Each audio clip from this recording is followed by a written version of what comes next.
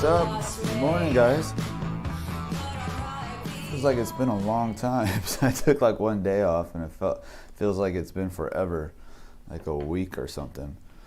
Let's see. Grab my pencils. Yeah, we got the new dog and a new puppy, so I'm kind of spending a lot of time playing with him. Let's see. Oh yeah, Lunar New Year. Happy Lunar New Year, everybody. And let me check my chat. I don't seem to be hearing it, so Good morning. there it is. Good afternoon. Good morning, everyone. Let's see. How's everybody doing? Let's see. Arthur, David, Gerd, Coupons. Good morning, Probably Fong, of course. David, good to see you guys. I probably messed up on your name. Sorry about that earlier. Let's see. Thuran Raj, what's up? Good morning. We got our reference. We're going to do this guy with the glasses. If you click on the link in the video description, it should take you to the page with all the references on it. And if you click on that, it should take you directly to like a higher quality version of that. Good morning. Let me turn this up. It's so low. Let me see. Maybe it's over here. There we go. Yeah, I was having a hard time this morning. Like both cameras wouldn't work for some reason. Sometimes it doesn't connect to the OBS, and I gotta like click it off, click it back on, back and forth until it works. And of course, it happens like right before I go live. So anyway, we got the Canadian flag up here with the truck in support of the truckers. Protest up in Canada, and all those freedom-loving, beautiful people who are out there in that freezing cold, like minus 20 or something like that, trying to make a difference, trying to keep the freedoms for everyone. And so yeah, I wanted to show a little support for that, and it's pretty amazing because you don't see much of that on the news. At least we don't here in the States. We have to go to alternative sources to see it. Like TikTok, to see people's live streams, Instagram, to see what. We should try Indian faces next. Oh yeah, sure. You got a reference. Try to send it my way, maybe on Instagram. See if I can. Thanks, Burr. See if I can draw from it or something. It's getting a little bit busy on Instagram though. I'm finding, like, especially like the last few months, it's getting a lot of messages, so I'm kind of getting kind of lost in it a little bit. Let's see. Let me get my board set up here. They don't show it in Canada either, and it's happening here. Oh wow, that's crazy. I thought for sure they would show it in Canada. It's pretty sad. Trudeau went into hiding, essentially. I think he got out of town. I'll DM you some references. Let's see. Let me make sure my camera's on focus. I like to use this thing as to help the camera focus. This is my little test page. Remember from the liquid charcoal? I did a while back, a couple weeks ago, and I still use it now for setting up the camera focus.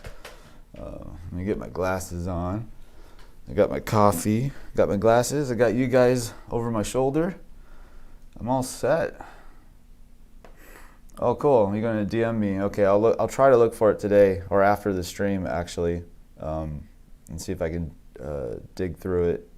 I'll try to put you as a primary as well, so if you have more references later. Let's see. So I did a little warm-up earlier, but not much. Let's see.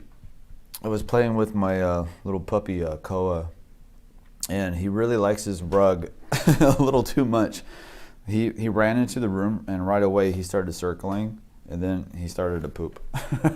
He actually pooped on my rug yesterday, so I think now he can probably smell it a little bit. I tried to clean it up as best I can so he can't smell it, but you know, dogs, they can smell really well. So I think now he thinks this rug is like the perfect place to poop. So I gotta break him of that somehow. All right, so I like this reference a lot. It's got, you know, it's got the glasses. The hairstyle is cool. I wish I could see more of his jacket. I was trying to find at least a better version of this photo. So I put it in the Google image searches, which actually works pretty well. I'll show you pretty much all the different sources for the same photo, or ones that look similar, but I couldn't find it. Couldn't find one that wasn't cropped as much. So we'll have to invent some of the collar. I don't know, I might add a little bit more spikes to his shoulder maybe. I don't know. It'd be fun to like really punk him out, you know, because his jacket is sort of a mild version of a punk jacket back in the like the 80s, early 80s. The spikes look kind of dull and stuff, but I don't know, that would be kind of fun to do. At least we'll do today, I'll do the head lay-in. The glasses are really fun because they show the angle of the head tilt pretty well. Happy New Year, having lunch and enjoying this stream. Paula, what's up? Happy New Year. What are you having for lunch? Pizza? Let's see, that's what I would eat. I haven't had pizza in a while. I've been kind of craving it actually. All right, let's get started. I'm going to start off with a big circle, and that'll be it for today's stream. Just one big giant circle. Let's see. I'm kind of like, I don't want to complain that I'm tired, but I'm tired. I feel a little tired today, and sleep pattern's kind of goofy since we got the puppy. But definitely Janet is really tired because she's the one that's been up with him all night. So for the head tilt, it's pretty much straight across. He's not on an angle or anything. He's got a 3/4 pose pretty much. So we can do the center line. I'm just going to go right through the brows, or in his case, you can use the glasses itself. And we're going to divide that circle up. So that's going to be the brow line. And then I'm going to make this the center line of his face. And this is a really kind of a fun portrait to do with the glasses. That corner of the glasses is really covering up his eyes too, so that's kind of interesting. So we don't get to practice much of the eyes today, but this is really good glasses, really good practice for drawing glasses. So I'm looking at the thirds. So again, I started off with a circle. I went through the brow to find the head tilt, did the cross of the face with the center line, right? And now I'm looking at the thirds. So let me zoom in a little bit. So now I'm looking at the thirds of the face as best I can. You can see like the hairline is covered. He's got really long bangs. His bangs probably come down somewhat of an angle like that. But what I'm going to do is measure from the bottom of the nose to the brow and compare that to the chin to the nose. So I'm taking that middle third and I'm going to find the distance with my pencil and thumb, and then I'll come down to the chin, and it looks like it's the chin to the nose is much longer, so that's probably about right. Let me double check that. So chin to the bottom of the nose, and then bottom of the nose to the brow is a little bit above, so probably about right there. So I think I'll just go ahead and leave what I have. Looks like it's pretty close. And now I'll just sketch in the... Hello, everyone. Hey, what's up? I'll sketch in the the keystone shape. That's the glabella between the eyes and the bridge of the nose, even though a lot of it's covered. No pizza today, bread, salad and vegetables. It is really hot today in Argentina. Thermometer. Oh, it's hot. Oh, that's cool. Salad sounds healthy. I need to eat more. Actually, I had kale last night. I was cooking some steak, and I put some kale in the steak. Kale and onions and steak and potatoes. Can't go wrong. All right, let's just do a big simple block shape for the nose. And I'm looking at the bridge of the nose and the overall angle. He has a bit of a sweep, but I want the overall angle first. And I'm still trying to warm up. I don't know it's weird. Like, I don't know if you guys have the same thing. Like, some days you're just rocking and rolling with drawing and everything seems fine, and you're like kind of like enjoying. It's like almost not effortless, but it's pretty close to it, right? And then all of a sudden one day you just get into like this kind of like anti-groove. It's like you're stuck in this, I don't know, it's like I don't know how to explain it. It's just you feel like the skill isn't there as like it was before, and it can get really frustrating. So I had like a really frustrating day yesterday. What was I trying to draw yesterday? Oh, was I doing hands yesterday? I can't remember actually. It was I was doing lips. That's what it was. I was doing a study on lips. I don't know what it was, but I was just not concentrating at all, and I was getting so frustrated. And so I finally just decided to put away the lip reference. I get into the deep zone often enough. And so I put it away, and I was trying like a normal reference and just like a normal portrait, and just try to like forget about it and just and try to knock myself out of that anti-groove. Let's see, deep zone. That's nice. Yeah, that's what I like. I even turned off my podcast. I was trying to listen to a podcast and do a study, and that's really not a good idea. For me anyway, like to do like a technical study on something, I have to have like almost complete silence. So I'm gonna look for the width of the face and compare it to the length. So I'm gonna take from basically the tip of his nose to the ear. I'm gonna take that distance, and then I'll compare it to the length of his face, starting at the chin, and it looks like it's just under the brow, so maybe about right here. So we'll come over here. I think I drew him pretty big already. Let's see. Let's get this overall head shape and the hair. I'm going to keep it really soft so I can adjust as I need.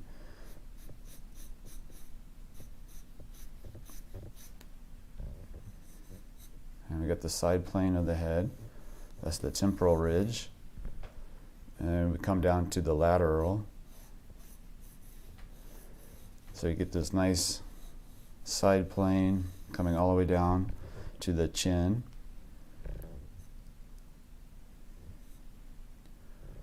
And his eyeball, you can see the eyelids there. And you can see how the cheek is tucked in and under that nose a little bit, so I got to bring that cheek further in. And we got the overall shape of his nose. Let's get the wing and the nostril. We got the greater alar cartilage. Looking for that wing and the nostril. And now for the glasses, it's pretty straight across. And that sits where his ear is too, so that's kind of cool. So we just use a straight line to find that. And the glasses come out to about right there. The bottom border of the glasses sit right about here. So you can start like just kind of like blocking it in, and then we can chisel down into like the correct shape of the glasses. But for right now, we'll just keep this top line. We got the bottom line, and there might be a little bit of an angle, not much. It's pretty thick right here, and it kind of tapers a little bit. Something like that. And again, I'm going to take, let's see, actually, let's line up the glasses. So that comes out to about right here. Smiling face. Bonjour. Let's see, let's come over here. So we got like this nice blocky shape for the glasses so far. Trying to place in the ear. Let me look for the ear again. It comes to about right here, the bottom of the ear. Oh, that was a nice deep voice. Bonjour. Yeah. I think I need more coffee today. This looks, it might be too wide. I can hear myself. How do you know when to change your pencil sharpening blade? Oh, that's a good point. When I start breaking pencils, that's the best indication. Yeah. I don't know, I change them out pretty often. I bought a huge pack of razor blades. Cold sweat smile. I put it like, I think I bought a pack of like 100, and I'm probably like 2/3 through it, so I go through them pretty good. I mean, if you leave them, if you don't change them out and they're old, then it doesn't cut into the wood very good and puts a lot more pressure on the sharpening process, and then you snap a pencil. So yeah, I try to change them out. Actually, where is it? I just pulled out a new one the other day, and it was like such a easy breezy sharpening process because I think my other razor blade was so old. I didn't realize how old it was. All right, let's see. So we got the neck on the back. We got the big 𝔸𝕟𝕒𝕐𝕥𝕣𝕦𝕙 muscle, and that matches up with the.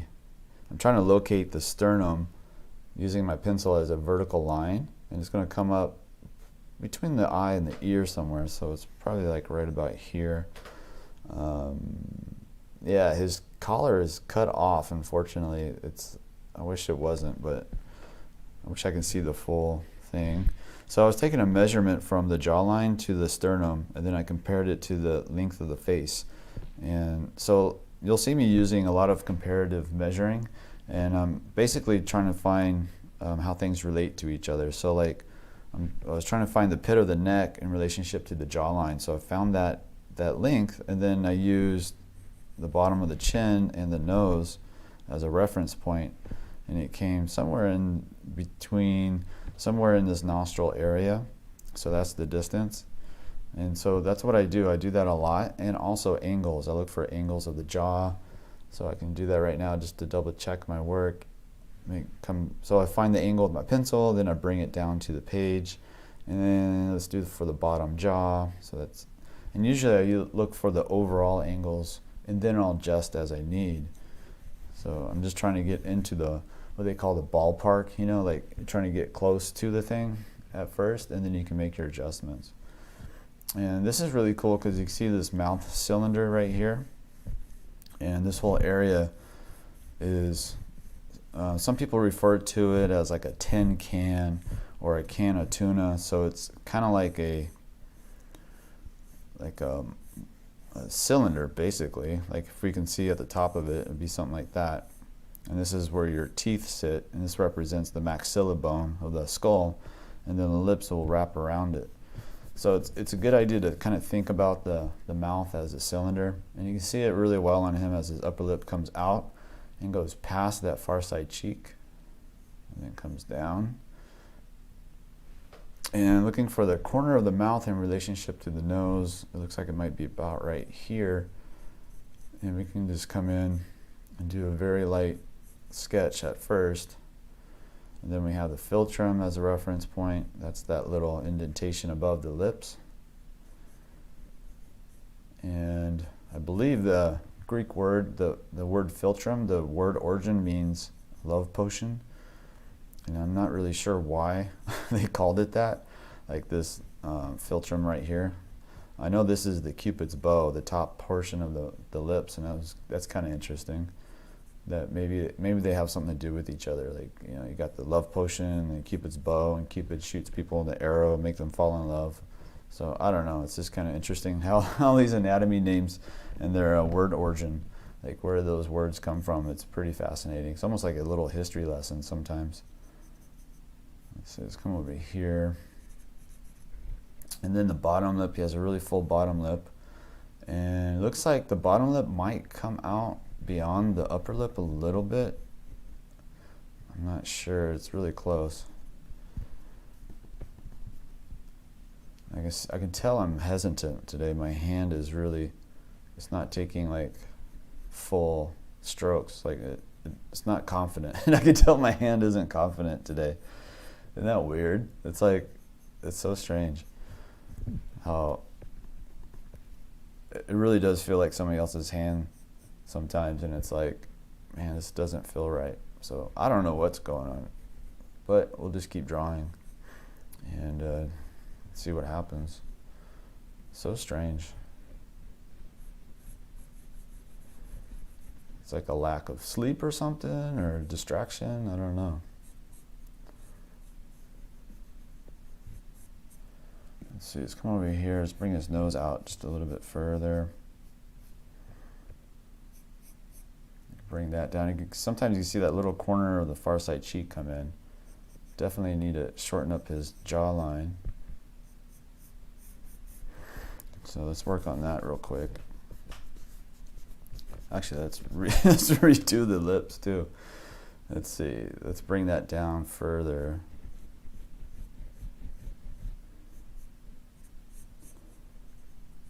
Maybe if I stop talking a little bit and I can... Hi, Brad. Hi. Sometimes I get to talking too much too. Now let's do the chin rhythm.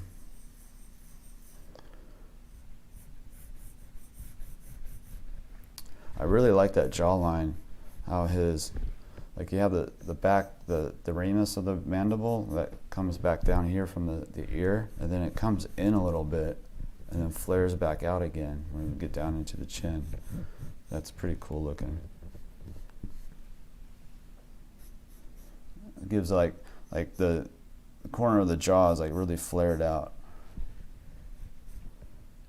He probably has a really cool profile. There's like 2 different photos of this one.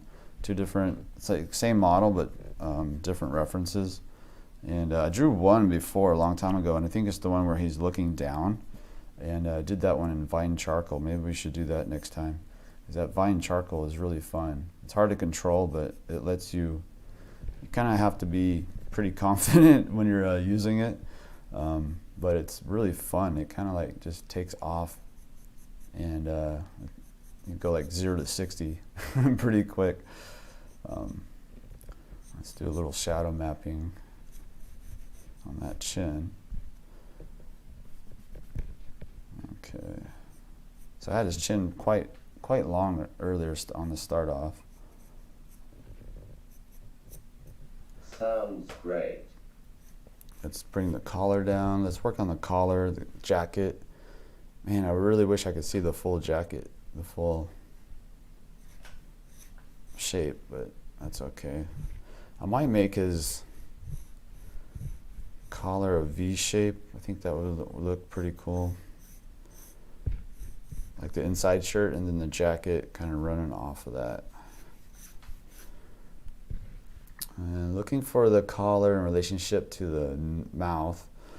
Looks like it comes straight across to about right here. And he's probably got like, I'm going to flare out the collar way more. So now this is all invented pretty much. And let's bring this one over to here. I'm exaggerating it a lot because I want that kind of cool look. And then his jacket comes out from the side. Do they make thicker vine charcoal? Mine is very thin, and I think it's meant to be put in a holder. Oh yeah, probably. Oh, the vine charcoal? Oh my gosh, yeah, they do. You can get like a little bit thicker, but yeah, the soft ones, I usually just, like, I can use like a little tiny broken off piece of the vine charcoal. I don't usually put it in a holder though.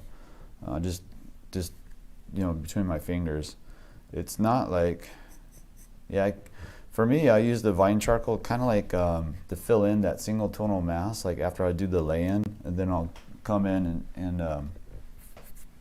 hit the Usually it's called Jamba? Jumbo, yeah. So I'll use that just to fill in the values basically, and then I'll come in with like a general's charcoal pencil, and then work on it. So I'm going to work on his mouth. I made his mouth a little too big, and his jaw is still too big as well. So let's bring this over.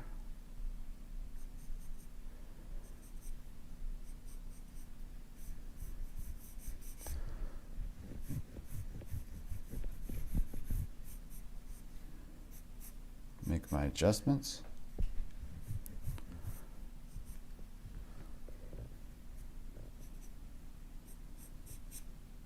And we got that upper eyelid curve.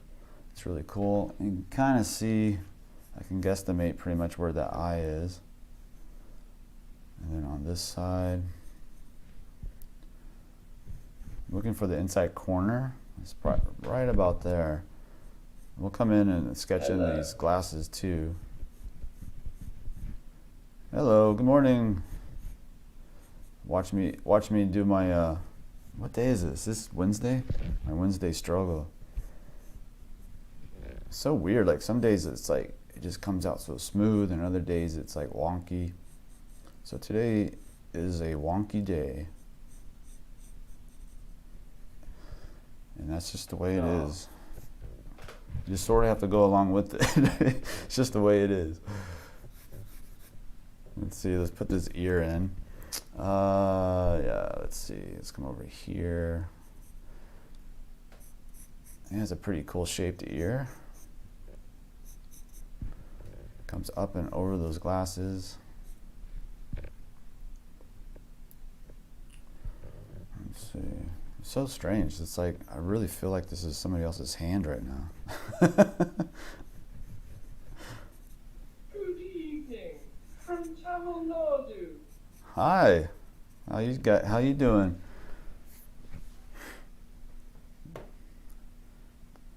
Tamil Nadu. Nice. Good to see you. You're joining the struggle today. Awesome. Oh yeah, let's get this hair, its overall hair shape. And the peak of his hair, it's right about here, and then it comes down. So let's see, let's cut this all through here. Let's see, let's bring that curve around again. Let's come down here for the 𝔻𝕣𝕒𝕚𝕐. You don't see much of it, but there's a little bit.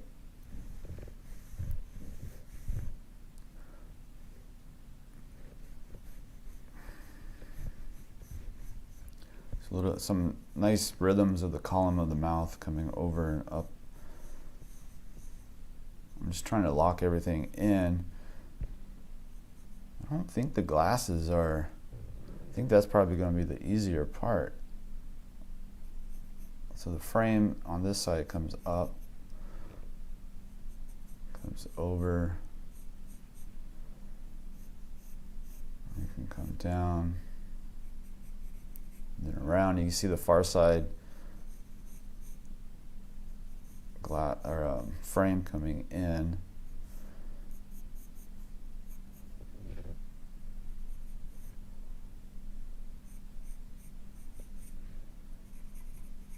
There we go. This comes up and over. And the interesting thing is too, when we get into value, we can make this area really crisp and sharp, this edge of the glasses.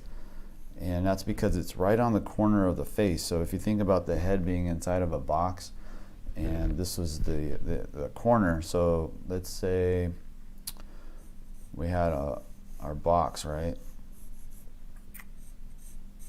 𝔻𝕼𝕼𝕐. And this is his head, right? And this is his face is over here. So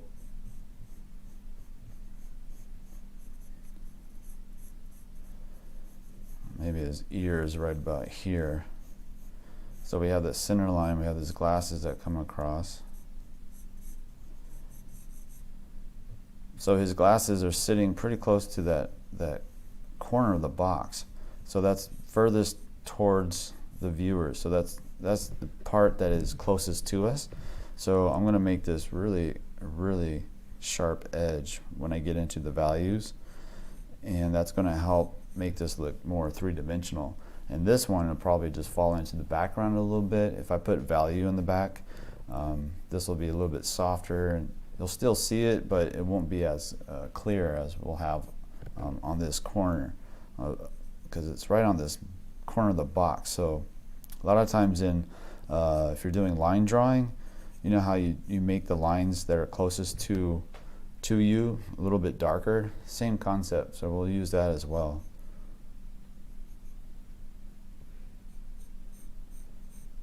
Let's see, let's come over. And yesterday I was working on video for the new drawing course that I have coming out. I have the portrait anatomy one right now, and it's doing really well. I really appreciate you guys who bought it and been working through it. I've been talking to some of you on Instagram and trying to critique and help you guys out as you go through the course. It's really intense, actually. A lot of anatomy. Hand shape, light skin tone. Lots of anatomy, but at the end there's 3 full-length portrait demos which take you through the entire process of drawing a portrait. Hello everyone from Chennai, India. Nice, India's in the house. And so yeah, check it out if you haven't yet. It's right now it's on sale. It's I think it's $87, and it's about 14 demos, 14 or so hours of content. It's pretty intense. So by the time you get done with it, you'll know all the important anatomy of the face, that's for sure. And anatomy is really good. It's really good to know that stuff. But in addition to that, it's also goes over like how to even start a portrait, how to lay it out, the rhythms of the face. It's got that in there as well. But yeah, so it's doing good. I'm really happy with it, and I'm almost done with this next one, which is going to be even more heavy on the rhythms. And so I've been working on that one. That's probably why I'm like tired, because I've been working so hard trying to get that new course out. It's like, yeah, I'm blowing through a bunch of pencils too because I'm drawing so much. So it's good. It's good. I'll get there. Somebody said it's like when you're making a drawing course. It's like well, I don't know. They said it's really hard. It's like you spend all this time on it, and everything seems to fall apart while you're making it. And then when you're finally done and you put it out there in the world, and then you sort of like crash because of all the effort that you put into it. So I'm looking forward to it being done, to tell you the truth.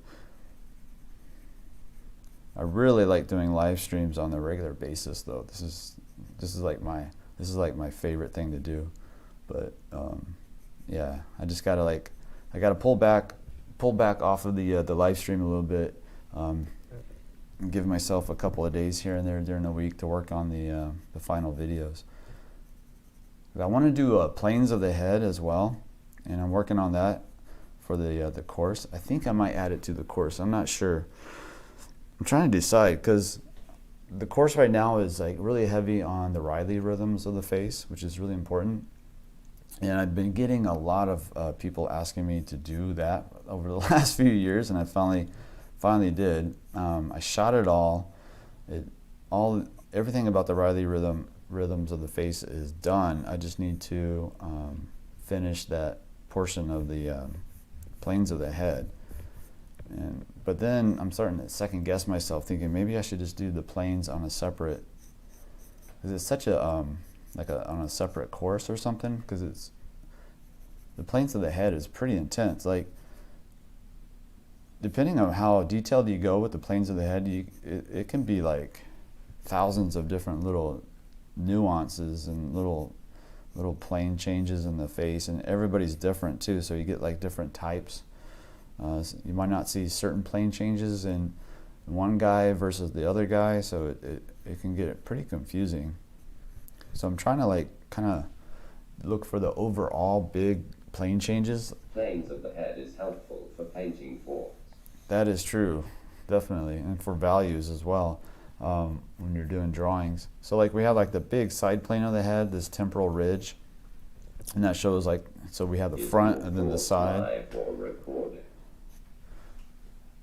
Oh no, it's definitely recorded, which is weird because like I get more nervous on the recording than I do on the live.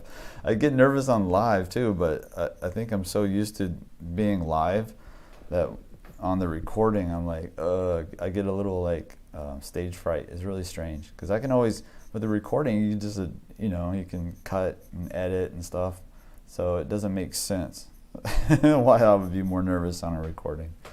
But maybe it has to do with because on the recording I need to be very not straightforward, but like clear. I need to be clear with what I'm trying to like convey and show. At least with the stream, I can like, I don't know, it feels more relaxed, like I'm hanging out with my buddies drawing, especially with the live chat. I really enjoy that. It's just like totally chill and just having some fun. Like I'm not even that upset that I'm having a hard time drawing today. It's just like, it's just the way it goes. But if I was doing a video and I had to like, I'm trying to describe the planes of the head and I'm having a hard time drawing, yeah, that's not going to work. I gotta like... Do you like the Asaro head, or do you have a different way to look at the planes? That is a great question. That is exactly what I've been... Jacob, thanks for that. Jacob Fowler. Yeah, so the planes of the head, the Asaro head, that's what I was raised on, basically, over at 𝔻𝕣𝕒𝕒𝕐. It's okay. I don't really like it that much. It looks kind of wonky. It doesn't inspire, I guess, me. What I do like, here, I'll show it to you. I got a different planes of the head. Let me go grab it. Let's see.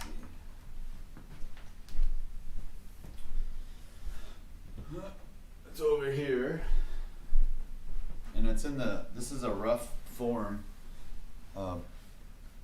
So this is, oops, hold on. This is made by Rick Casali. He's a phenomenal sculptor. That's Rick Casali. I think he's in the link in the description below.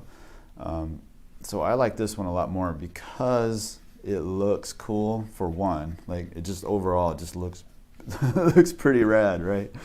Like the whole profile, the structure of the face looks so perfect. Look, I love it. Even though it's like in this rough form, this is a cast. You can buy it off of his website. Again, it's rickcasalli.com. Here, I'll go ahead and put that up here. Let's see. Make sure I spell it right. Let's see. Rick Casali. So check him out, rickcasalli.com. He's also on YouTube. He has videos. But his planes of the head, I really like it a lot. He's got a realistic ear on this side, no ear on this side, and you can see, yeah, you can see the plane changes of the head, really nice. You got the front plane here, the center plane, and the master plane. I think that's what the M is for. And on this side, it's a little bit more detailed. You can see the zygomatic arch really well, the plane changes on that, and the grooving. So a lot of anatomy is involved in this as well, obviously, because we're dealing with the head. And one of my favorite pieces is this portion right here. It's the superciliary arch. It's really important. A lot of people overlook that. But you also see like the rhythms of the head pretty well. You get the temporal ridge rhythm, you get the frontal bone rhythm. You can see the nasolabial fold, the mid-cheek furrow, all that stuff. So I've been using this as a sort of guide for the planes of the head drawing course. So I'm still working on it. I'm adding a little bit more to it here and there, but overall I wanted it just to look cool. And his video on the neck of the muscles of the neck is so good. So check that out on YouTube. He talks about the 𝔸𝕟𝕒𝕐𝕣𝕒𝕐. I think the Asaro head is a little bit too complicated to follow. Yeah, That looks sick. yeah, this one's really cool. He sells them online too. So check his website. He has different versions. He has this one, and I think he has one that's a lot cleaner and smoother and more refined. But I like the rough edit, the rough. You can see his little thumbprints too. His artist signature, basically. So yeah, I really like this guy. I've been drawing from him for a while. I think I had him for only like I would say about 3-4 months now. But yeah, definitely check him out if you got time. Let's see. Let's go back to this guy. So planes of the head, it's coming. I just taking my sweet time with it.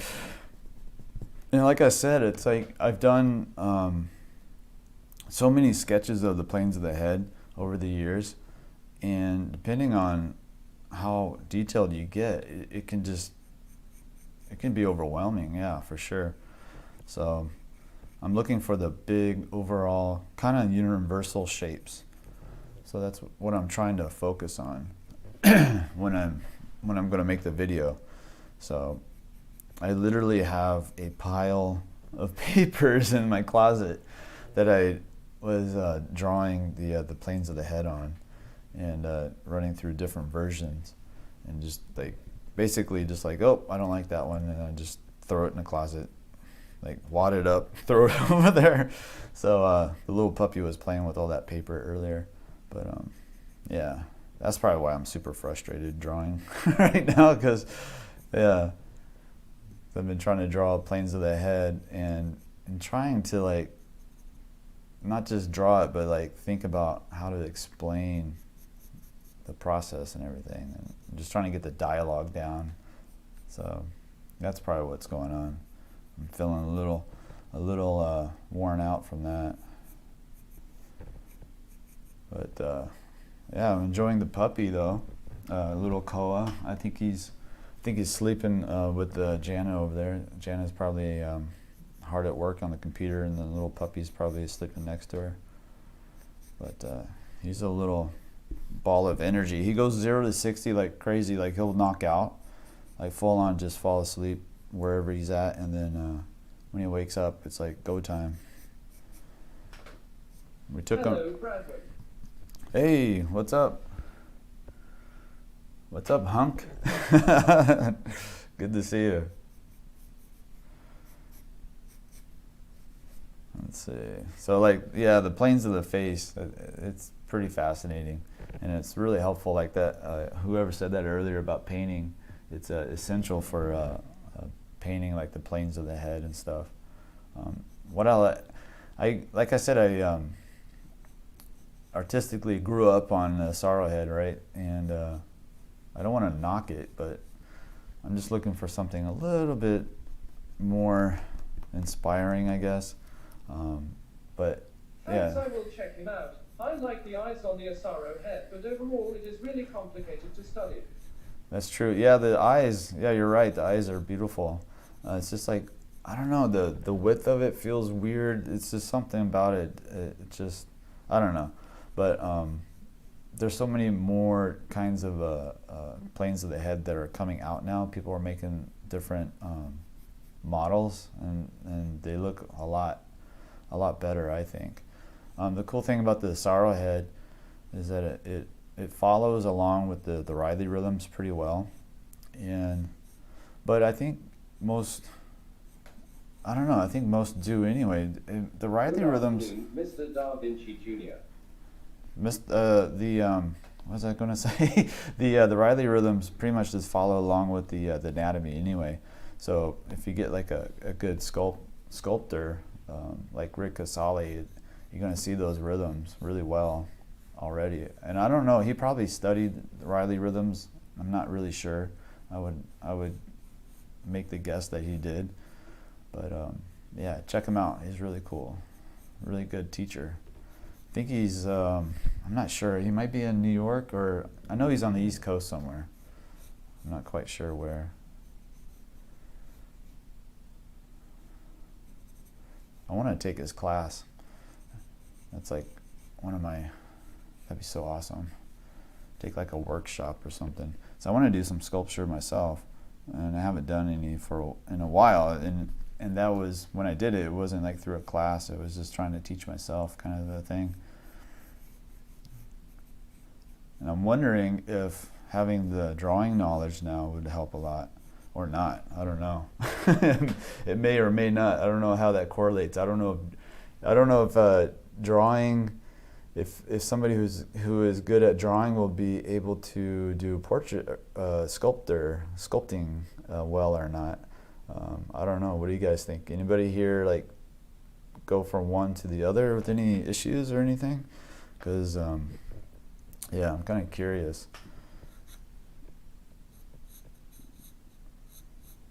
Because I mean, like here we're doing like 2-dimensional, and then, I mean, sculpting is, 3-dimensional. So what I'm wondering is how they, because I don't know if you ever done like a sculpture before, like I find it really difficult because I'll work the face and I'll get the face the way I like it, and then I'll turn it, and then it's like, oh my gosh, it's all wrong. So then I change it and I turn it back, and then the face is and then the angle is off again. So it's like every time I turn it, it's like I have to make all these adjustments.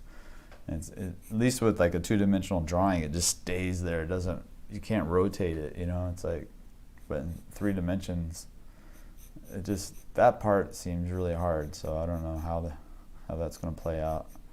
I don't know if having good drafting skills will help or maybe hinder sculpting. I'm not sure. So maybe somebody here, maybe one of you guys do sculpting. I don't know.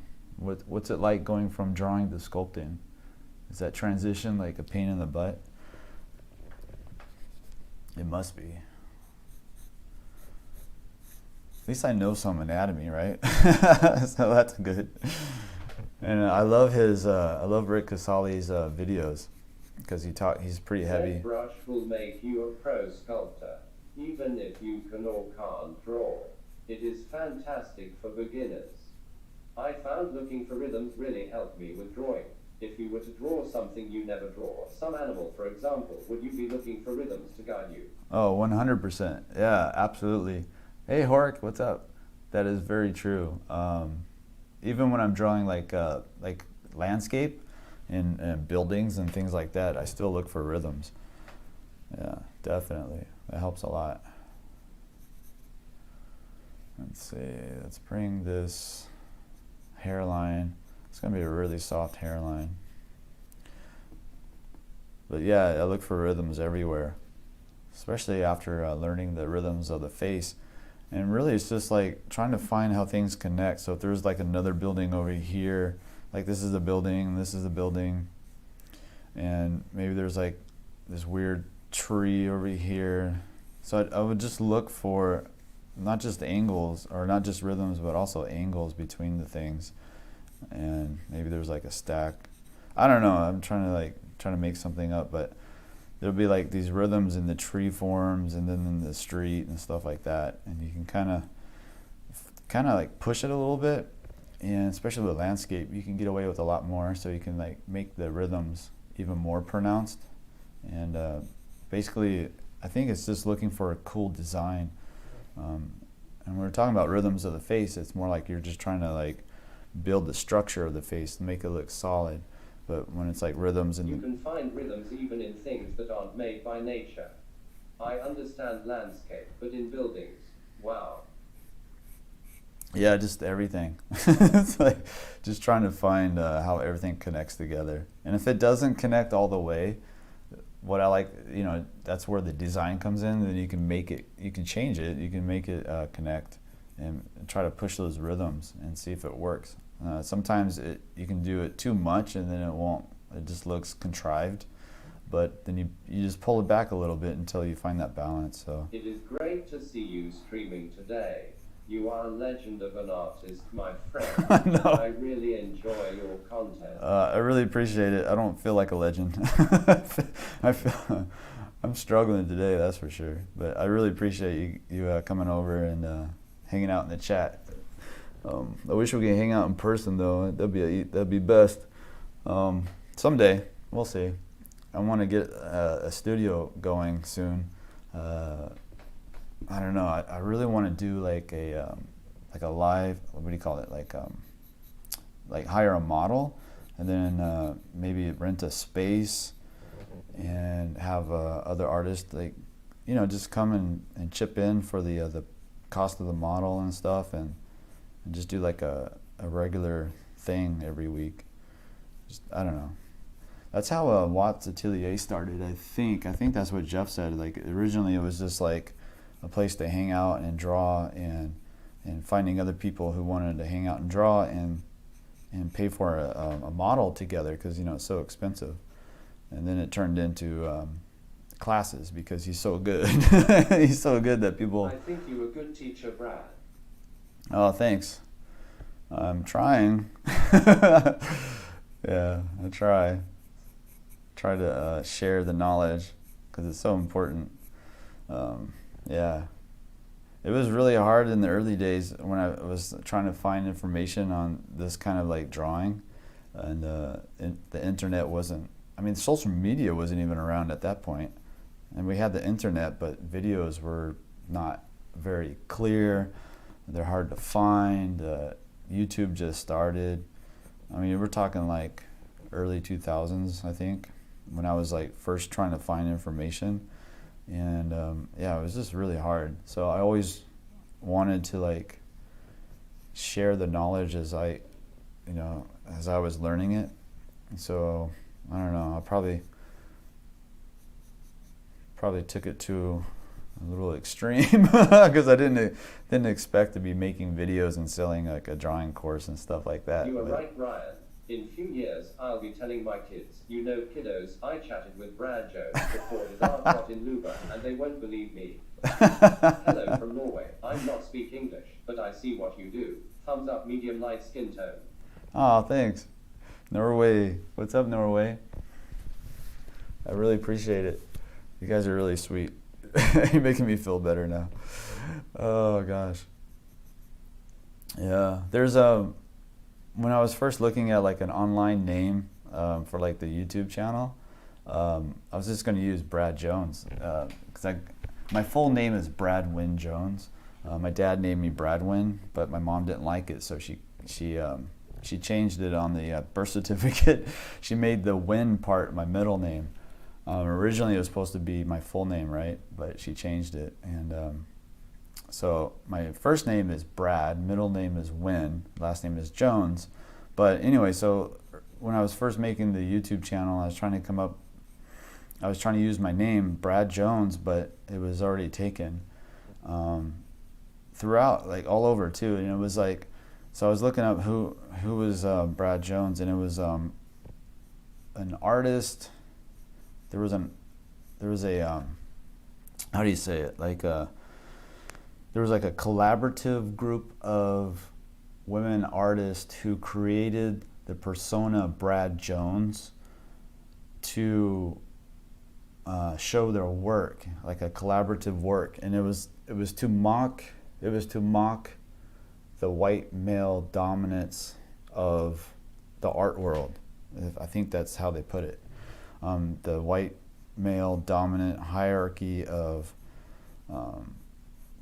the art world, and their idea was Brad Jones sounds like somebody who would be the next big artist. And so they used that name for their collaborative work of these modern art paintings and stuff like that. And I think they were out of New York, if I remember. And so my name, I couldn't use my name, Brad Jones, just like that, because all over social media it was already taken as the artist. But I was fine with that. I was like, oh, I'll just go with Bradwynn. So that's why you see Bradwynn on my social media and stuff like that, YouTube. Is because of that one group. I don't know if they still put out artwork or not. I don't know. It was really fun, kind of funny. But Brad Jones is such a common name, but Bradwyn is a little less. So I got a few. I got the website bradwyn.com that came in pretty quick. I didn't have to fight for that one. That was pretty cheap. So yeah, it's kind of funny. It's not that common of a name, but a kid that used to live across the street from me had the same name. His name was Bradwyn as well, which is really kind of strange since it's not that common of a name. And it just happened that I grew up with a boy across the street with the same exact name. That's kind of funny. And I think my dad named me after his best friend's son's name. So it's common, but I don't know. It's kind of funny. Not that common, but then common. But yeah, I should look that up and see if they still have that Brad Jones collaborative protest, I guess. Like, it sounds like a artistic protest collaborative work. It's pretty funny though, that they thought that name would be the next like Picasso or something. That's the trippy part. I was like, what is it about Brad? Like, it's just like with that name, I don't understand. Like, why do they think that? Bradwyn sounds cool. Once you get WXZ in your name, you ought to be one tough guy.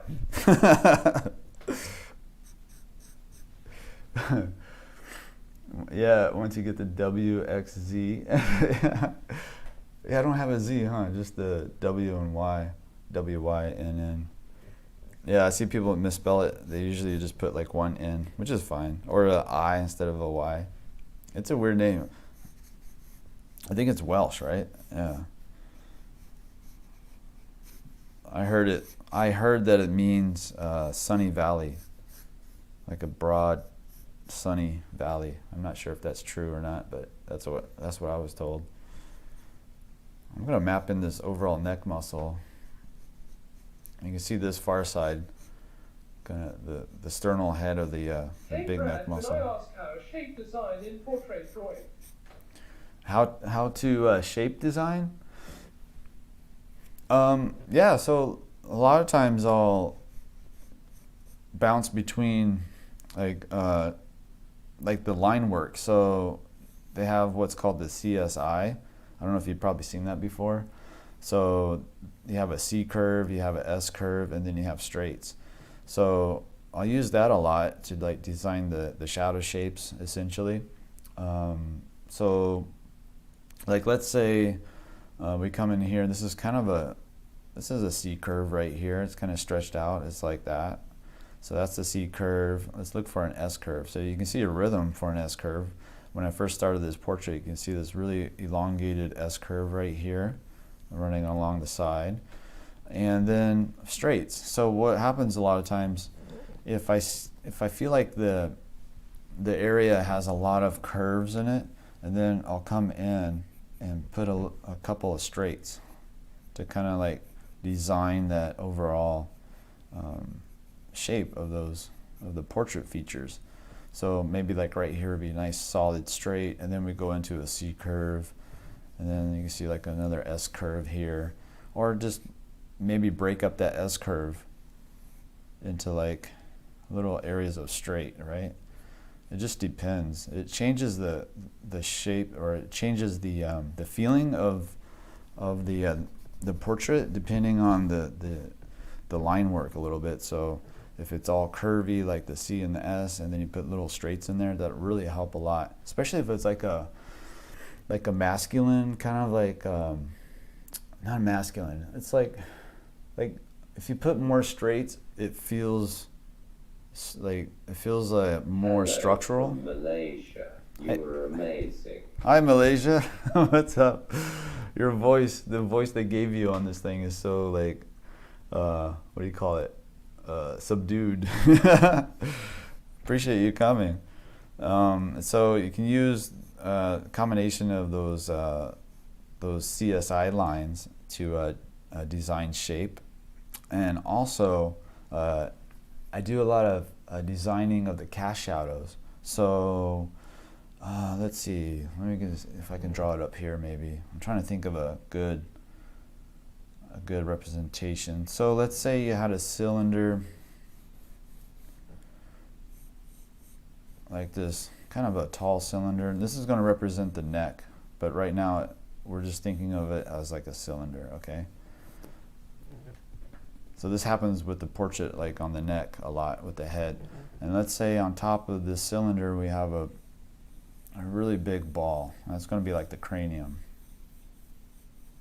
And then we have the light source above it. And so you'll have a cast shadow coming off this ball, right? And let's say something like that. But instead of, if you're looking at the image like a reference, maybe this line is pretty straight across, right? And this will be all in the shadow. Maybe you have like a form shadow right here, of course. So you have this cylinder of the neck, right? And then you have this cast shadow on top of it. And sometimes I'll take that cast shadow and I'll change the shape of it and try to push it a little bit to kind of wrap around the form of the thing. So a lot of times in my portraiture, the design that you'll see me do is more like pushing those cast shadows to show the curve, to show the three-dimensional feel of the object. And that, in this case, the cylinder, which would be like the neck, this will be the head. So originally this was sort of like rounded, this cast shadow, and then I kind of pushed it to show it wrapping around the cylinder. So I do that often, especially with cast shadows. So between using the CSI lines, maybe putting in more straights here and there, I'll also look for those cast shadows, like this one that's under the nose. I might push that and show it wrapping around the 𝔻𝕠𝕒 a little bit more. Then you must find a shrubbery. Oh no, he's back. Redacted computer is back. The shrubbery, yes. And I forgot. Yeah, what that one is. That one is the Holy Grail, right? The search for the Holy Grail. Yeah, we were talking about that on one of the streams. It was so fun because it was just like constant, movie Python quotes, which most of them were between Life and Brian and this one, the search for the Holy Grail. That's so funny. Let's see. So again, yeah, so I look for those cast shadows and I try to push it to show the form of the thing that the shadow is sitting on top of. And in this case, it would be like the shadow underneath the nose, wrapping around the 𝔻𝕠𝕒 and the cylinder of the mouth a little bit. And you can push it and get away with it quite a bit and still have the same likeness of the person too. Thank Brad. Do you know about golden ratio if you know one's explained? The golden ratio, is that the one where it's like... You must find a merchant that is a gerbil who sells knickknacks and has a secret grove of shrubberies. The golden ratio, I haven't really described that before, but as far as actually I did. I think I did it when I was talking about the ear before, the golden ratio. Everything like gets divided down into like smaller and smaller units, and then when it does that, it actually creates like this spiral, like a shell. It's weird because like a lot of people will try to make their portraits into that, but it doesn't seem to work really well because the human body, throughout the entire human body, it's already got like that ratio going on. I mean, in our fingers, I don't know what the ratio is, but I heard that the length of our fingers follows that same pattern as the golden ratio. Is that right? I can't remember. Does somebody know about that? Like the length of the fingers to the palm to the forearm and then such and such. It's just throughout the entire body too. But Boop, boop, beep, boop. Sorry, I wanted to play with the voice thing. Lol. Go ahead, have fun. Have fun at it. Yep. What's up, Ryan? Boop, boop, beep, boop. I should change it. Here, let's try a different voice. Right now, I think it's on a male voice. Let's see. I'm going to change it. I'm going to change it now to, oh, my favorite, yeah, the UK female voice. That one's fun. It's got, some of the voices are really high pitched. It's pretty crazy. Now try it again. Test it out. See if you like this one. I'm waiting for it. I'm waiting. So let's go over here and look at some of these shadow shapes in the eye socket and in the corner of the, basically at the start of the nose a little bit.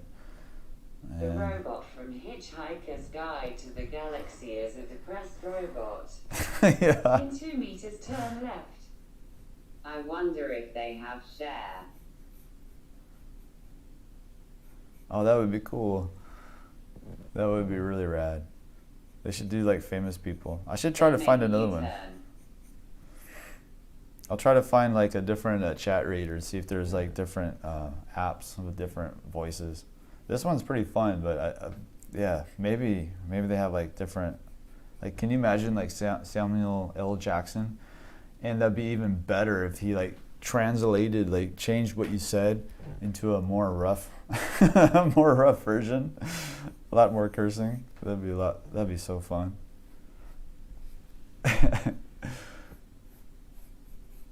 I'm starting to feel better, guys. I was feeling pretty rough earlier. I think I need to go to bed earlier or something. Or just chill. I just need to relax. I'm so hard on myself. You guys, you know what it's like being an artist. It's like, it's funny because you like, you look at artists on Instagram and stuff, and it could kind of get like overwhelming because you're like, man, is everybody like everybody's on it. You know, everybody's got all this skill and everybody seems happy because it's Instagram. But what you don't see is all the struggle. You often they don't show that part. They don't show the frustration. They don't show the losing their mind, picking their drawing tablet up and throwing it across the room. They don't show that part. I don't show that part, but yeah. It's hard, man. It's a lot of, some days are easier than others. Today started out really rough, but you guys are making it a lot more fun, that's for sure. Mr. Sanson, hello. Make him a cyborg. I really should. If you want to try something funny, take a brown piece of cardboard, cut out an E shape and ask people if they want a brownie. Which kneaded eraser are you using? Word up to that. The jawline starts equal to the lower lip. Yeah, on Instagram it seems like it's easy to everybody. Oh, you're right. Disappointed. Yeah, you're right. The jawline's way too low. That's crazy. Thanks for pointing that out. Yeah, you can see that now. Let's see. What was that earlier? If you want to try something funny, take a brown piece of cardboard, cut out an E shape, and ask people if they want a brownie. I don't get it. That's going over my head. I'm trying to figure that out. I'm dumb. Please help me. Oh yeah, yeah, on Instagram it seems like it's easy to everyone but me. Yeah, totally. Who told me about the jaw? Libby Smith Art. Thank you for that. I really appreciate it. I need all the help I can get sometimes. Let's come over here. So it's a brownie. Hey babe. Oh, Koa's in the house. You guys want to see Koa? I'm fixing my jawline. Let's put him. Attack of the giant dog. Ah, Koa. Ah. Thanks, Libby, for that little critique. I really appreciate it. That's amazing. I do portraits and wouldn't have the courage to do it in public. Buy a Buzz Lightyear figure and then ask people if they want some Buzz. Then show them the Buzz figure. Hi, buddy. Dana. Get it. Brown E. Show us Koa. He's a little dirty. We've got to give him a bath today, but he had to wait because he went to the he got his shots and he got microchipped. He's part of the New World Order. He's gonna shower today. He's going to shower today, though. Here, have fun. Pee on it. No, he already pooped on my rug. He pooped on it yesterday, and he tried to poop on it this morning. I caught him, though. Come on, buddy. You want to draw, buddy? I'll like to get his little hat. You want to draw? You like to draw? Oh my gosh, he actually has the pencil in his mouth.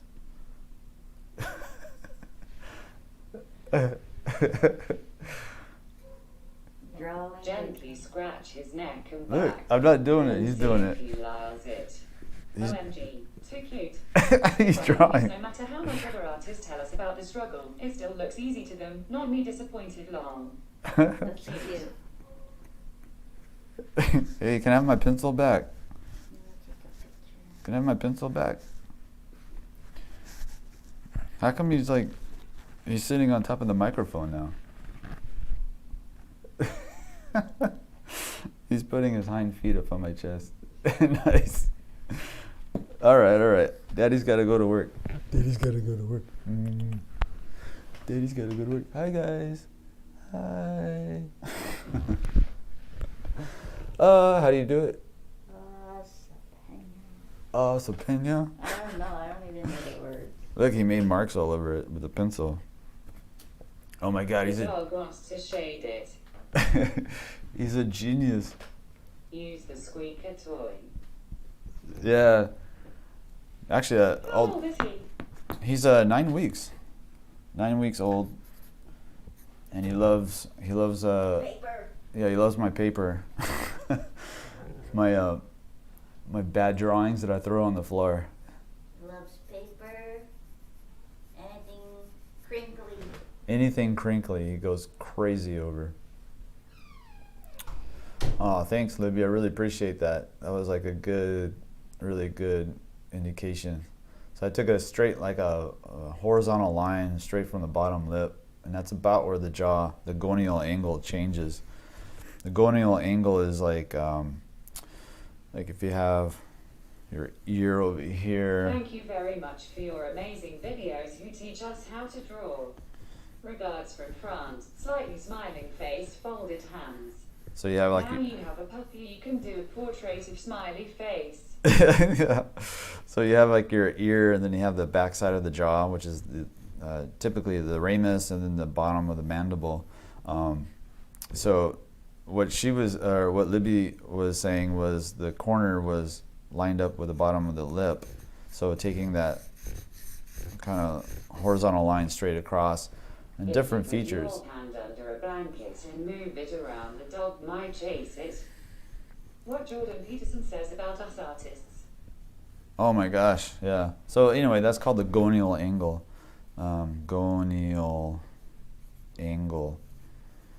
And that's a really good also way to get a person's likeness, is to make sure you get that angle right.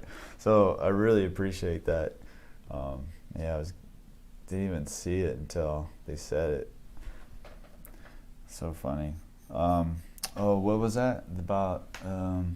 Oh, if you put your hand under a blanket and move it around. Yeah, the dog loves that, but the dog is smart. This one is smart, and he figured it out. It is my hand. So now he attacks my hand, even if it's not under a blanket, and I get little scratches everywhere. So every time he attacks my hand, I try to replace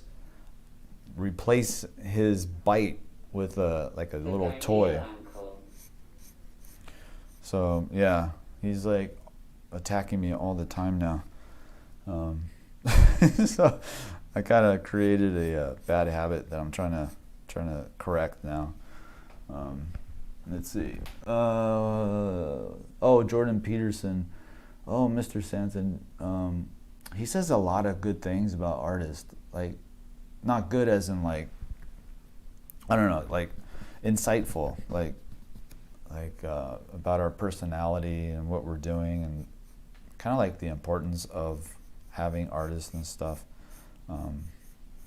He's almost like in our head. Like, I don't know if you guys haven't seen Jordan Peterson talk about artists, and I think he said something to the effect that he wouldn't wish it on anybody, being an artist, because it's really difficult, because we're typically we're constantly trying to work on the There are fringe. 2 Italian women who claim to be descendants of the woman in the Mona Lisa portrait.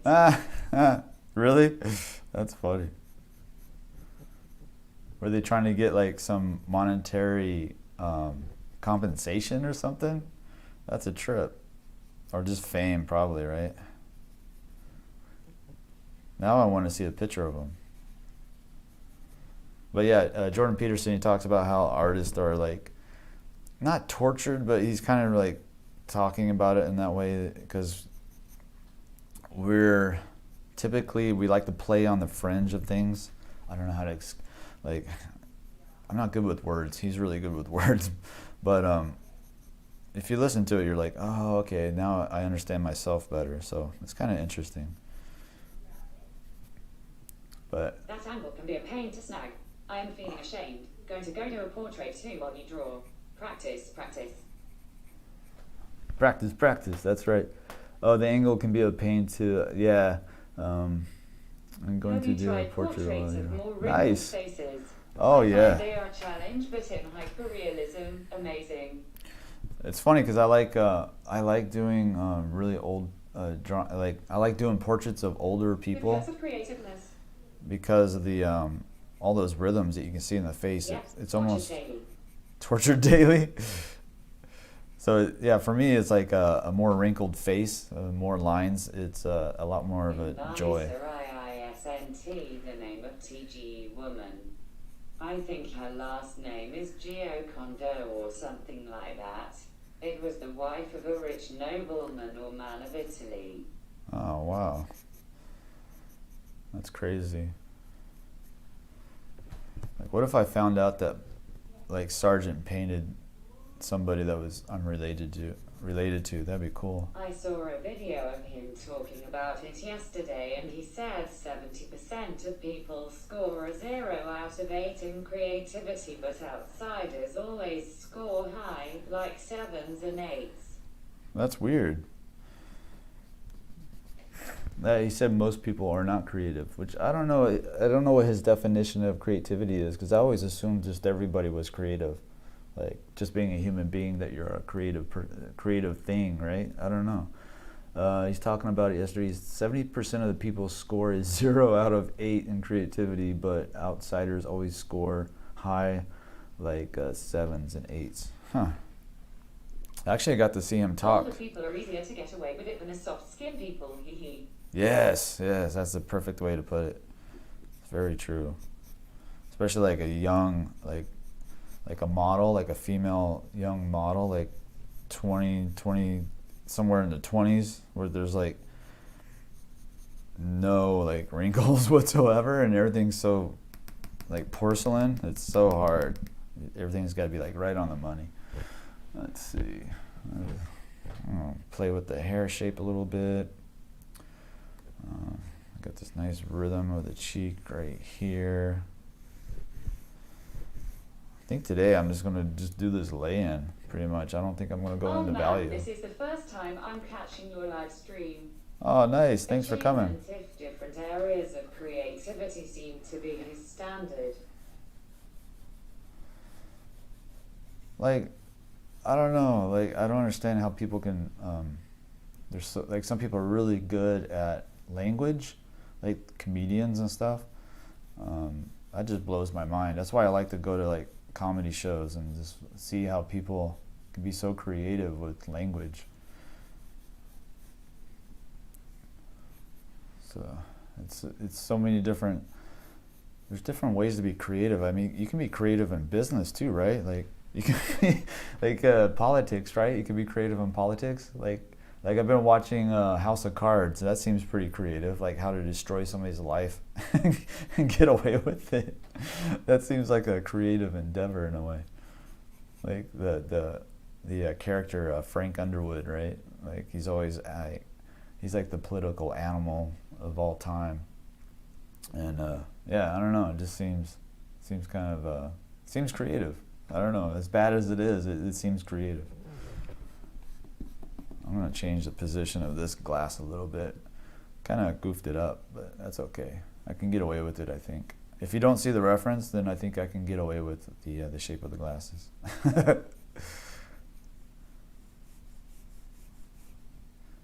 So this comes down. Yeah, I kind of goofed it up quite a bit, but that's okay. Nobody's going to tell on me, right? Let's see. But yeah, I wonder what his definition of creativity is then. I was pretty creative with using charcoal, but I did not draw with it. I carved the sticks instead. Did you? Drawing perfect faces is hard because it looks fake and wrong. We don't see perfect faces normally. Let's see, let's bring this over.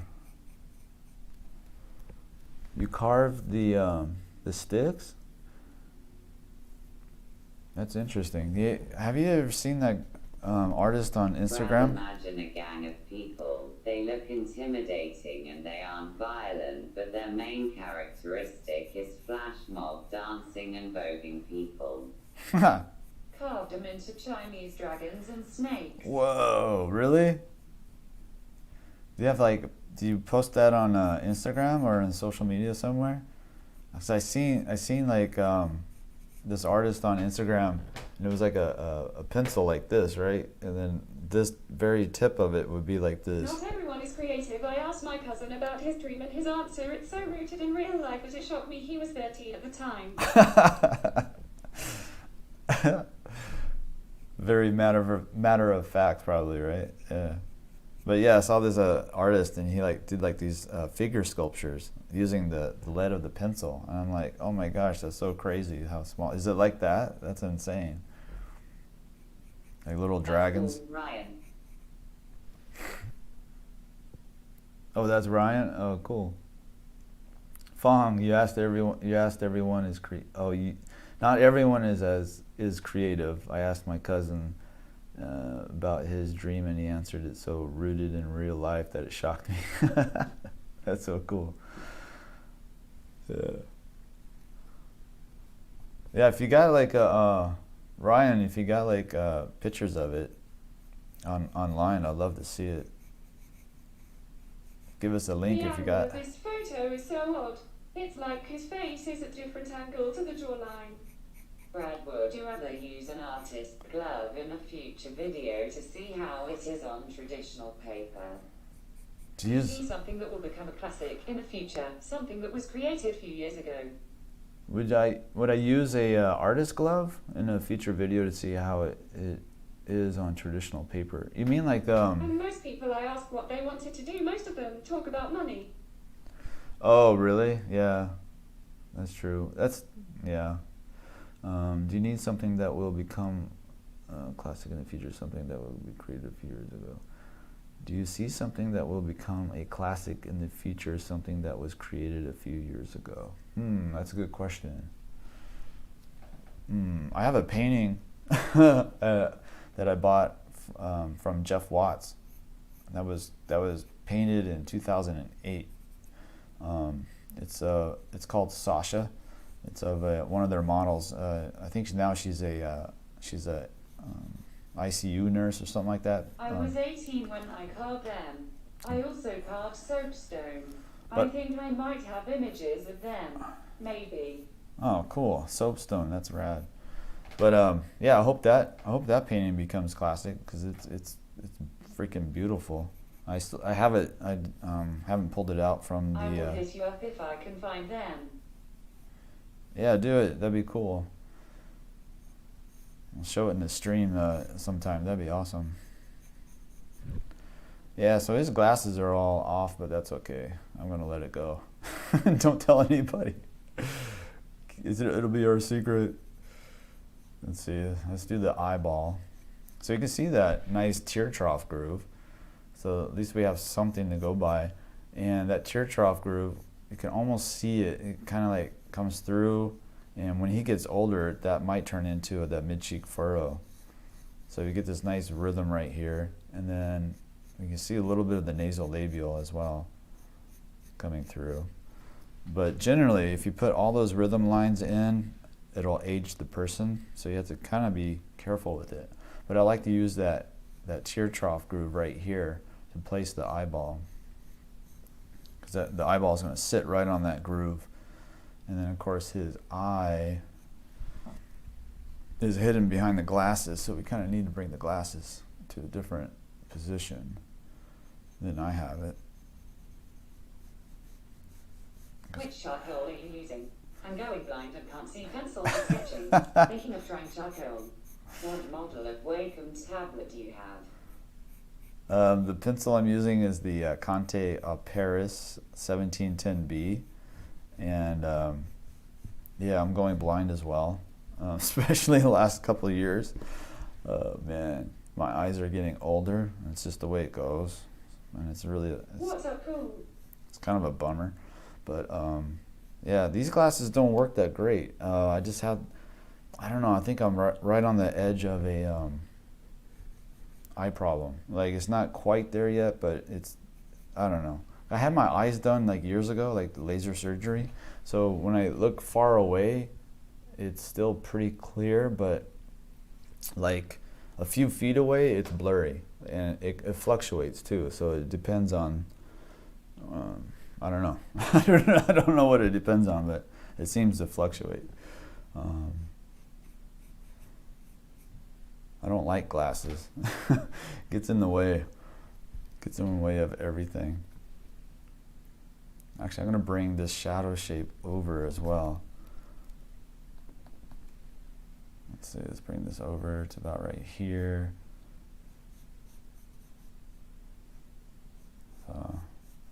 I feel so much better now, thanks to you guys. Let's see. Actually, I'm going to... I was feeling rough today. I don't know why. Like emotionally, I think. Weird. So strange. Melancholy blue. Conte of Paris pencil. Do they have Conte of Puerto Rico pencils? When an artist poor vision, he becomes a mural artist long. I had to use a K to walk now. I'm literally going blind. Oh no. Is that for real? I'm so sorry. Yeah. Father Time, he's a well, I'm gonna try not to curse, but he's a bad person. Father Time sucks. Let's see. I gotta move this shadow shape over. I'm gonna make it where you can see his eyes more in my drawing than in the reference. No. Oh man, it's so funny. Like one time, a friend of mine. You got your back like a butt crack, bud. Good company. Thank you. You got my back like a butt crack. I love it. One time I was going to say I have a friend, and he was so upset one day, and he's like, "Man, I just ran into this guy. He's like in a wheelchair at the store." And Okay, sign. Okay, sign. Okay, sign. and he had this shirt. And he had this, oh no, I remember what it was. He called him a tab. So the guy is in a wheelchair, and I think my friend was holding the door open for him so he can like wheel in, or maybe it was out of the store. But the guy called my friend. He goes, "Thanks, tab." And my friend was like, "What's a tab?" And he said, "Temporarily abled body." And it really pissed my friend off, because it made him think like, oh my God, he's right. Like, I'm only temporarily abled. Like, we're all going to be disabled or dead. So it tripped him out. It threw him off. It was really funny. The way he described it, though, it made me laugh so hard. I kind of ruined it, but he got called a tab by somebody in a wheelchair, and it kind of shocked him, the clarity of it, I guess, the reality of it. Kind of took him back.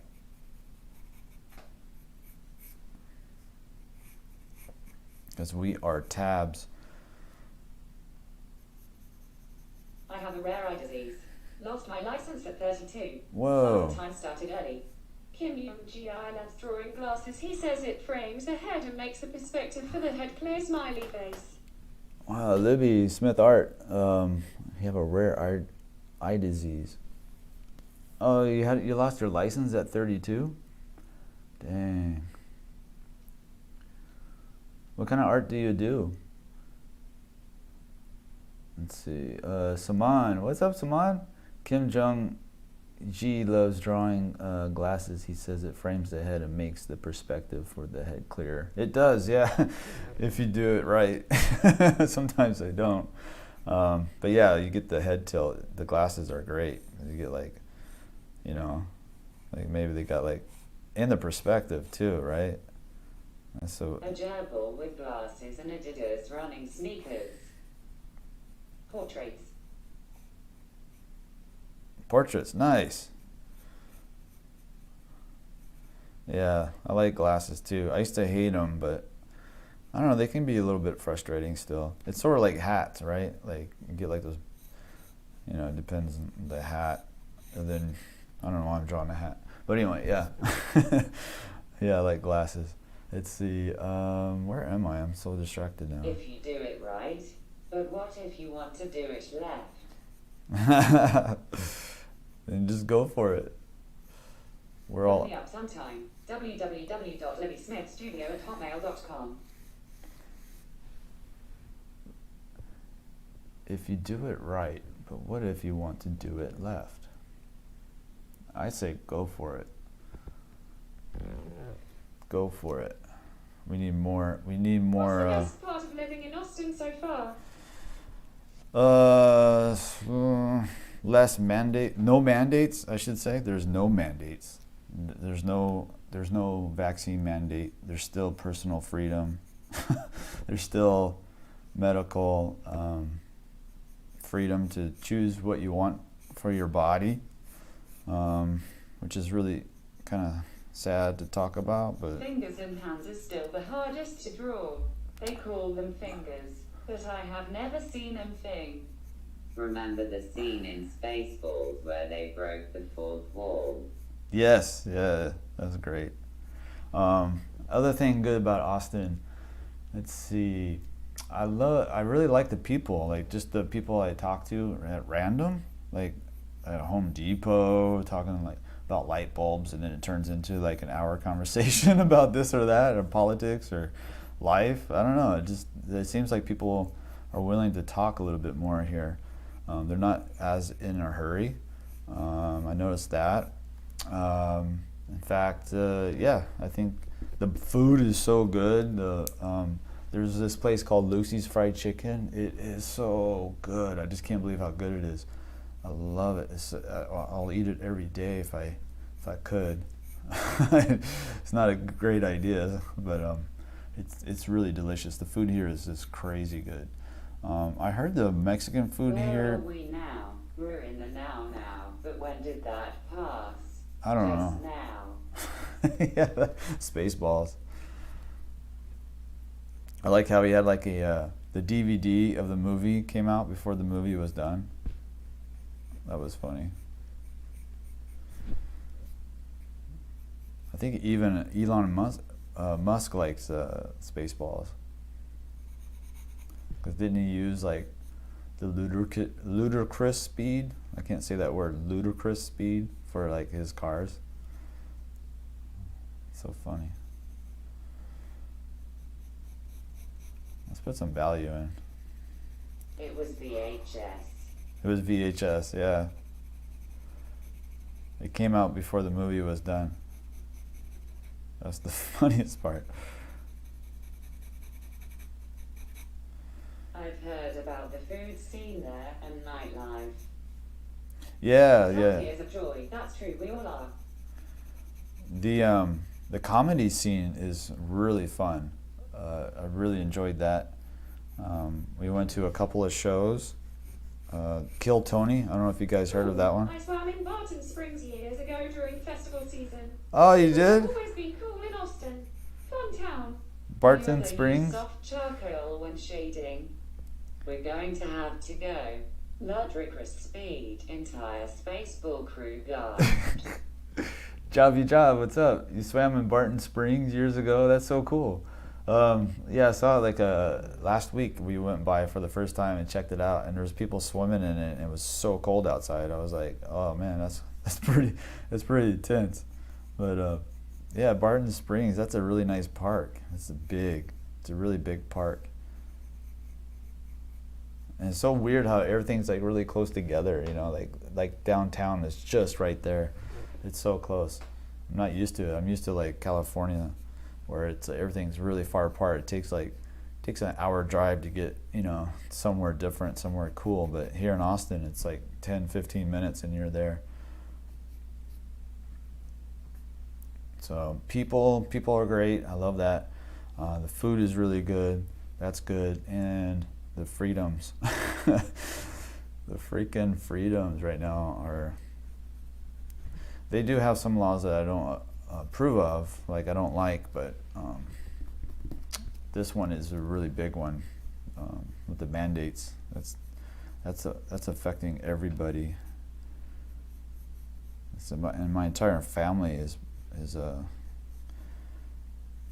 being affected by that. They may have to move out of California as well. We have to wait and see what happens. The Supreme Court blocked it, so we'll see what happens. Water stays the same temp all year round apparently. At Barton, I mean. Haven't been in years. Is it? Does it really? Stays the same temperature? I would like to see you draw on black canvas with a white pastel or similar. Oh yeah? White on a black canvas with a white pastel? Huh. That would be... The people pushing the mandates don't follow the rules they push on us. Yeah, I know. It's pretty wild. Oh, Mr. Fairy Hands. Fairy hands. That's so funny. 𝔸𝕟𝕒𝕒𝕦𝕙, what's up? Good to see you. Yeah, I'm not crazy about this drawing today. I'm all over the place, but that's okay. That's okay. At least I got a drawing done today. I used to think that, like, you know what's weird? Like when I was working a lot in the factory, like in the pharmacy factory, the mail order or whatever, retail, it doesn't matter. But I used to think, man, I just want to draw all day. I can't wait. And then now I'm doing it, and it's like, it's harder than I thought it would be. It's like, it's almost, I don't know. It's like, I don't know how to describe it. It's like working for somebody and then picking up a paycheck is so much more. If you want to see a comedian who exposed the climate change activism, look up George Carlin, environmentalist. Oh, he's a classic. Yeah, he passed away a long time ago. I should check him out. Yeah, his stuff is so insightful. But yeah, so it's like, I don't know, I just had like all these... Fine, and you? Are you okay? Hey Libby, how bad is your eyesight and can you do anything to improve it? I thought that it would be like really fun to draw all day, which it is, but it's also because it's like, I don't know what I'm trying to say. It's harder than I thought because those days where you don't want to draw for some reason or you're just having a harder time, it becomes more amplified because this is what you do now. This is what you do for a living. So before, like if I had like a bad day or a bad week with drawing, at least I still had my day job, and it wasn't associated with my ability to make a living. It was still like a hobby. So like if I had a bad day, it wasn't as bad. But now when I have a bad day with drawing, it's way more emotional because it's like, oh my God, I can't draw. Oh my God, I'm not gonna be able to pay the rent. Like, oh my God, like it's like all this fear is now attached to the actual drawing. Whereas before, when I'm working in a day job, it's like at least I'm getting a paycheck. So that part wasn't attached to the skill of drawing. How can I improve my shading? It wears you out in a way. When we draw for the day, I did a speed drawing once. I was spent by the first hour. Lol. Oh yeah. Which basically says that those who worry about the earth don't care about humans nor the earth.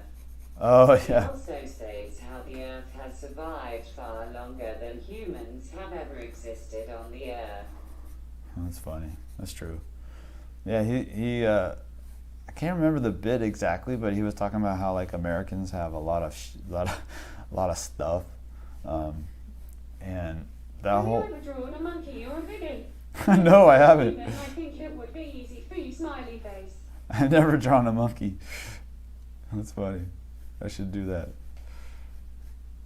I might. Let's see what happens. Maybe I'll do like a gorilla or something. I never even thought about it. I would imagine the rhythms would be similar, just more robust, right? Like the skull would probably be like way crazy, like strong looking and way more structural. What they call it, I think on apes they don't call it the superciliary arch, they call it the what is it called? The torus, something torus. Like that big brow ridge. I forget. But yeah, I don't think I've ever drawn an ape. Maybe I did when I was doing like a Frazetta. I think there was like ape-like men, like creatures or something, like in one of his one of the Frazetta drawings I was trying to like copy a long time ago. That's probably the closest I got though. What was I saying earlier about pain and suffering? I don't remember. But yeah, it's just being a professional artist is way different than I thought it would be. And at the same time, very, very, very satisfying and lovely. So, but it does have its cons. It does have its struggles. So. A lot of times I'm confused with facial hair. Oh yeah, Have facial you hair. always drawn portraits? Yes. Especially the small ones. Since I was a little kid, I was drawing portraits. How do you motivate yourself to draw every day? Oh, on the days where I don't want to draw, I have to draw. So it's just that's where the discipline comes in, the self-discipline. And to tell you the truth, like today, if I wasn't doing a live stream, I probably wouldn't draw this. Okay, let's put it this way: if I today, for some reason, I'm feeling really rough today, right? And had a rough couple of days of trying to get a good drawing, and I don't know. It's just it goes up and down. So I'm on the down slope of it, and so if I was in my day job, if I had like a day job, and this wasn't something I had to do every day, I probably would have skipped yesterday and today. But being that I'm a professional artist now, so I have to, I can't do that. So I have to push forward anyway. So that's where the self-discipline comes in, and just accepting that you got to keep moving forward. And now I'm glad I did. Like I feel good now. I especially with like hanging out with you guys drawing. I don't know. What if your drawing results bad when you don't have motivation to draw? It does. Most of the time that is exactly what happens. What if your drawing results, you get bad results when you don't have motivation? That will happen, absolutely. It's just the way it is.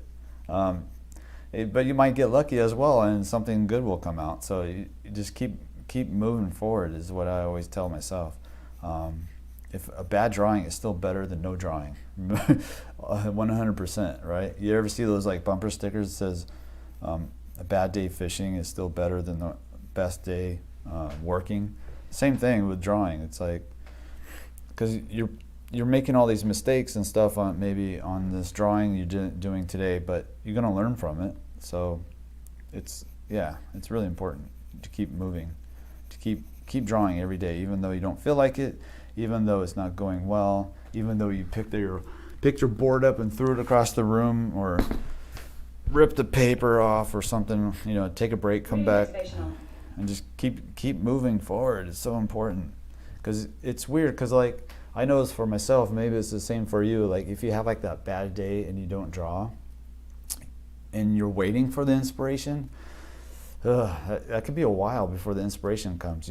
What happens is, at least for me, is like if I use self-discipline in the place of inspiration, I'll get inspired way more in the future. So it's like I'm walking along a path and I'm stepping on these stones, and each stone is like inspiration, so it kind of projects me to the next one, and then all of a sudden there's no more stones, like there's no more inspiration. It's like, how do I move forward? Do I just wait for it, or do I make a big jump and then eat it? Like maybe I make a big jump and I fall, and I fall in the mud and I'm all messy, then I jump back up and I keep trying to jump to the next stone or whatever, and it's ugly, but I'll learn a lot and I'll get stronger. So it's like, I don't know if that made any sense at all. That was a weird analogy, but essentially what I'm trying to say is, for myself, I have to rely on self-discipline when there's no inspiration.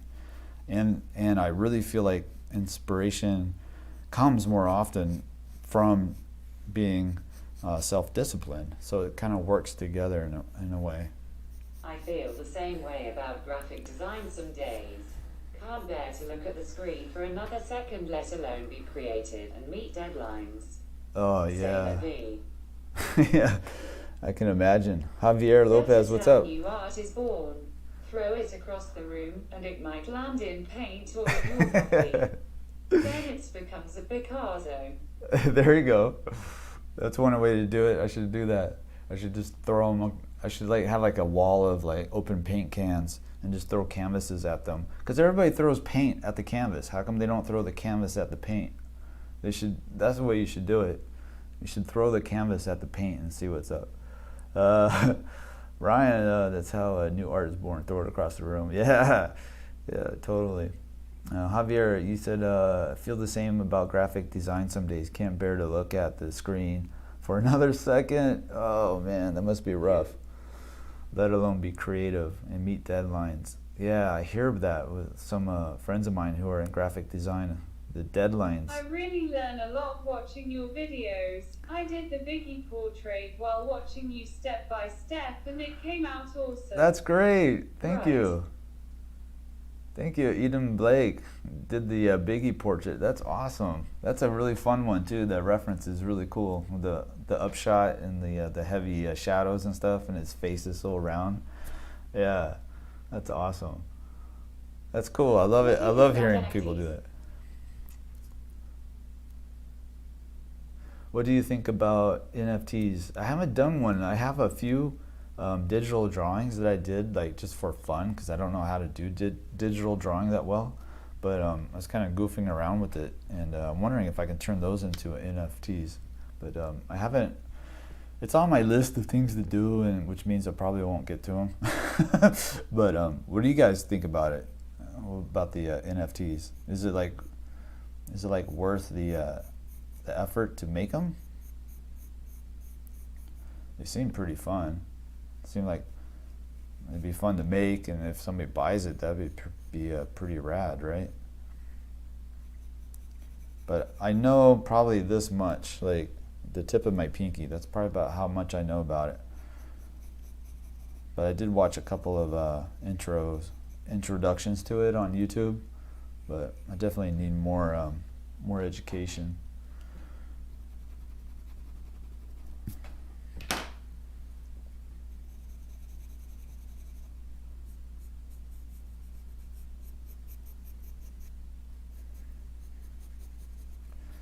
Anybody else doing NFTs or tried to make one and sold one, or maybe? That'd be cool. The crypto bros scare me, not get a nice sad face.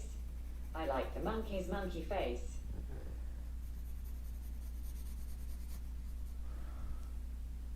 The crypto boss scare me. Yeah. Oh, crypto bros. Who are the crypto bros? NFT's a bit confusing. It Some is. Misusing, especially someone who aren't good at art. NFTs are it's really strange. I guess it's sort of like a I don't know, like it's like a monetary system, right? But using artwork. I say get it while the getting's good. Remember Pogs and Beanie Babies? That's true. Yeah, I forgot about the Beanie Babies. What is an NFT? I bought some for cheap. It's what is it called? Non-fungible something? I forget. I am not the person to ask, I guess. what if I spend too much time on it and I waste all this time and it doesn't like pay off at all? I hate that. It's like I'm still trying to bring out that next drawing course. I don't want to get sucked into I don't want to get sucked down in a rabbit hole of NFTs and find out that it's not going to be worth it for me. That's the part I'm worried about. Non-fungible token. Token, that's the word. Yeah, non-fungible token. Turn artwork into money, actual money. That'd be cool. Let's see. I was looking for the shadows in the ear. I'm pretty much. Oh. Oh, I love that accent. Yeah, let's see. I'm trying to remember where I put that. One of my first digital drawings, and it's I'll show it next time. It's pretty awkward, or not awkward, but like weird looking. It's a I think the craze for the NFTs has died down. I haven't seen anything about it for a while, but I might be wrong. Yeah, I don't think I've seen much. I don't know. I haven't been watching the news too much anyway. I go on YouTube and I search like daily news updates kind of stuff, but I haven't seen much of NFTs in the media lately either. There's a lot else going on right now too, though. Yeah, I think he's pretty much done for a study at least. Went over the CSI. Somebody's asking me about the how to design in a portrait, and I was talking about the CSI lines, the C curves, the S curves, and straights. So popping in a few straights here and there really helps change up the design and feel. To more like currency is haunting. I know, right? And then also I was talking about like shadow shapes, like pushing the shape of a cast shadow to show the form, the thing that the shadow is wrapping around. You can also do that as well, and I'll do that often, especially like in the shadows underneath the nose. I'll like show that kind of wrapping around the philtrum. That was a really good question. I forgot who gave me that question, but that was a really good one. How do you design shapes in a portrait? Yeah, that's really a cool question. So yeah, I think that's it, guys. I'm surprised the camera hasn't died yet. It looks like it's hanging on for dear life. But I really appreciate it, guys. Yeah, today was good. This was good. I needed this. Feels really good to hang out with you. You guys, my fellow artists around the world. It means so much to me. I really appreciate it. You guys are awesome, and we'll be back. I'll be back tomorrow, and I'll try to find something. I don't know. It's hard to find something cool. I'm not sure what to draw tomorrow just yet, but I'll look around. I'll look around for something today, and yeah, try to think of something to do. Maybe. Yeah, pencils just delivered by Jerry's 𝔸𝕐𝕐𝕐. Nice. She spins. You got your pencils? Where's mine? I want my pencils. Thank you, Brad. I've been waiting for my pencils for like days now. I thought it was coming in yesterday, but I didn't get them. I remember I got the 𝔻𝕣𝕒𝕨 and the Primos. I'm gonna try those out. Next. So yeah, she spins. Have fun with those new pencils. Not fair. Where's mine? I want my pencils. Indian reference. Who you got in mind? Who you got in mind? That's right. I'll check. I'm gonna check you on Instagram. See what you got for me. See if the reference looks good. Don't give me a reference that's got like 5 different light sources on it. I hate that when there's like 5 different shadows bouncing around the portrait. That's too advanced. I don't want to do that one on live stream. But yeah, thanks guys. I really appreciate it, and see you tomorrow, same time. Bye everyone. Have a great day. Enjoy those pencils. She spins. Bye.